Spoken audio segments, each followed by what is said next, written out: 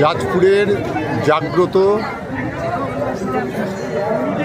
তারিণী মার মন্দিরের সামনে দাঁড়িয়ে আছি। এইমাত্র পুজো দিয়ে ফিরলাম। এক অদ্ভুত এখানে এক নিয়ম আছে যে শাখাপলা দেয়া হয়, সেটা গাড়িতে বাঁধার জন্য দেয়া হয়।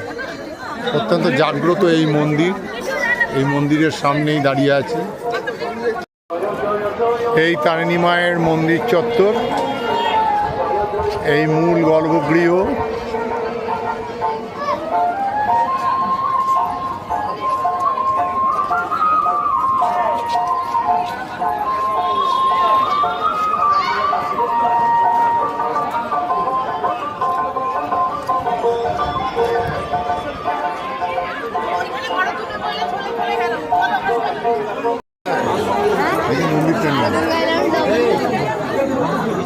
এই হচ্ছে যাজপুরের সবচেয়ে জাগ্রত মা তারিণী দেবীর মন্দির।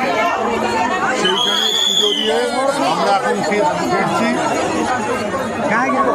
এখানকার এক অদ্ভুত নিয়ম যে গাড়িতে শাখাপলা বেঁধে দেওয়া হয়। আমরা এই জাগ্রত তারিণী দেবীর মন্দির দেখে এরপর আমরা যাব আমাদের যে জলপ্রপাতগুলো আছে কেওনঝড়ে, সেগুলো দর্শন করতে। মা তারিণী সবার ভালো করে। চলো।